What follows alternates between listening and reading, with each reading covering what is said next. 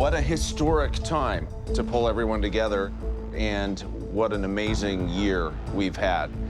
I want to thank everyone for pulling this together for our final briefing. After a year of groundbreaking new experiments on Skinwalker Ranch, Brandon has gathered our team at his office in Salt Lake City, Utah, for a final review of all the data we collected and to discuss the future of our investigation. I'm very excited, and I also want to welcome our special guests. Dr. Francke, who has been with us through this investigation. Indeed. I'd also like to thank Jay Stratton, senior intelligence official, who has been a key part of taking this whole investigation forward. I appreciate it. And of course, welcoming Dr. Hal Puthoff, one of the most respected physicists on the planet. Dr. Puthoff, thank you so much for joining us. No, it's a pleasure. I appreciate the invitation. Eric, you know, one thing we should do is maybe preface the altitudes of interest. Thanks to the work we did with the drones, we know that between 750 to 1,000 feet, there's a magnetic anomaly. And then at 2,000 feet is the top of the bubble. Then there's another magnetic anomaly at 3,200 feet where something took control of our instruments and made them suddenly drop out of the sky. Drones are up.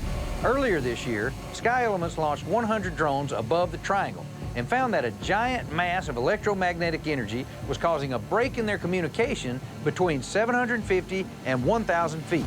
Looks like the swarm is getting movement all throughout the formation. That made us wonder not only what it was, but if it went even higher in the air. So, Sky Elements got a special permit with the FAA to fly up to 4,000 feet to see what they would encounter. Looks to me like they're falling.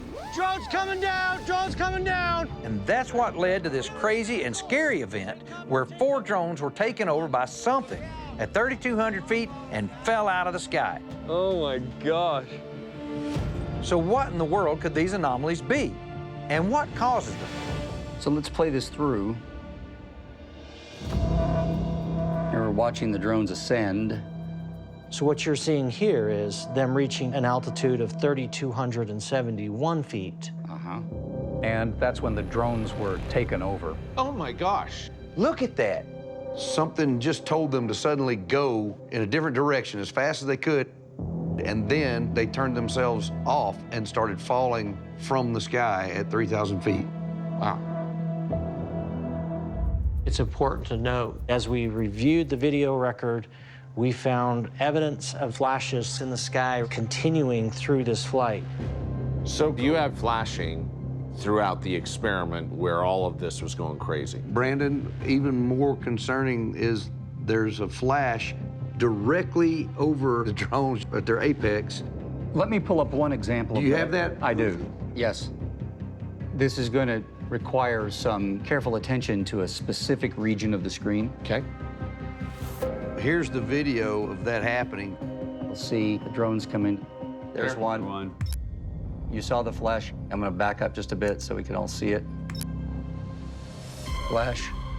Boom. Yeah. That's unequivocal. Out of all the data we've taken over the years, I think we collected that much data and then some, multiple orders of magnitude more this year. And the UAP activity was higher than ever, too. Yes. Whether it's involved electrostatic discharge, we did the high voltage experiments, we did thermal experiments, rockets, of course, and Doppler radar, they all led to UAPs appearing above the ranch. There is something within the space above the ranch that is active, intelligent, appears to have volition. Effectively intelligent. Yes, yep. Dr. Puthoff, do you recall people telling stories, giving accounts of seeing craft during your investigation on the ranch? Oh, yes. What were some of those reports?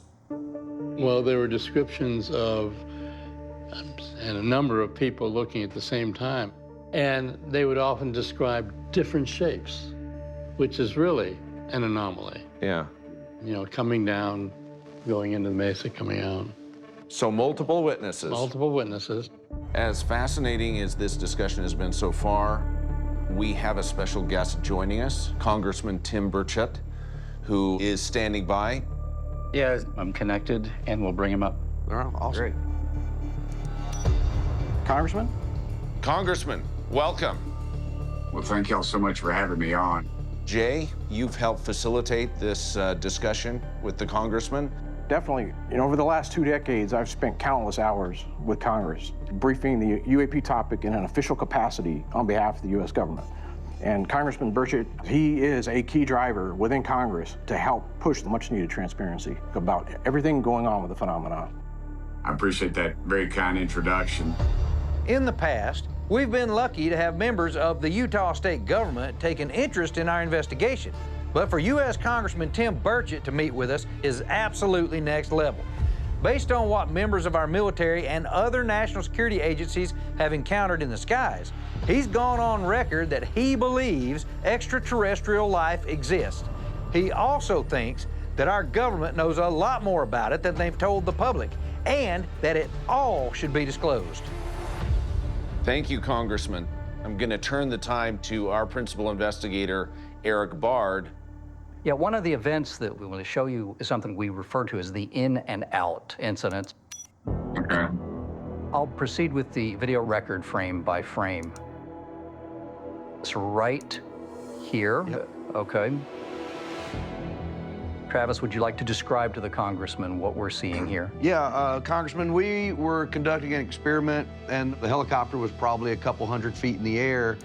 What's happening here, Tim, is you see this bright object off to the east, a bluish white orb, and it flies at a fairly high velocity directly into the solid rock mesa. And so we call that the end point. Right. And then we see it exits right there, just below the helicopter, flies underneath the helicopter, and then literally just vanishes. I've been briefed in the past by a pilot who described something very similar to this. There's going to be a scientific explanation of this. Maybe it's not within the realm of our understanding. And frankly, we just need to get to the bottom of it. We want the American people and the world to realize that these things are real phenomenon, that we don't know what they are and where they come from and what their intent is. Well, I've said in the past that I would prefer it to be for folks like you all in the scientific community. The funding would be there for them to research it and to report to us on a regular basis. I think it would open up some new thought processes and maybe some new avenues. Absolutely.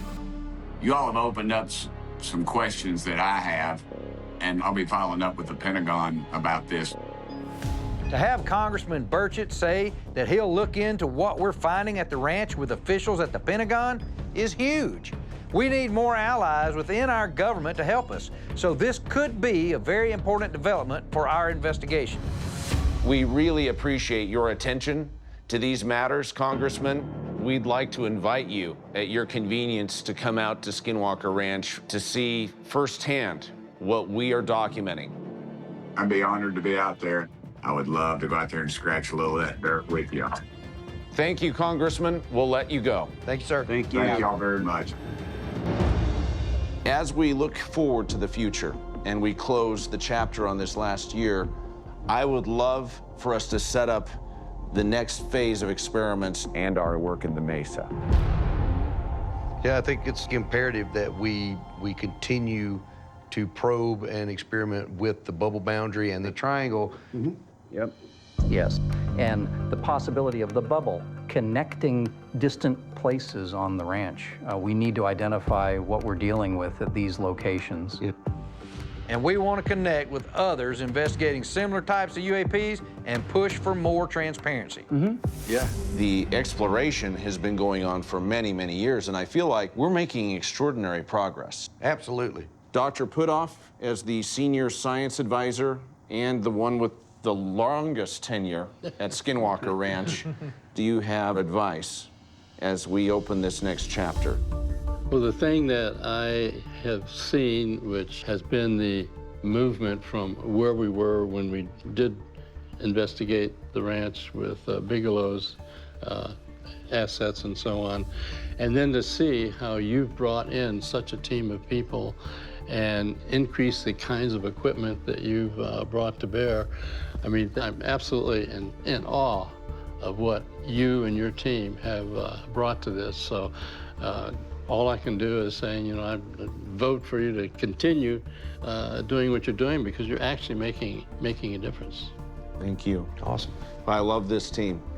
We've become like family over the years. I don't think anyone anticipated the journey that would unfold, and I think we're just finally getting not only some real answers, or at least being guided toward the answers, but we have the world watching.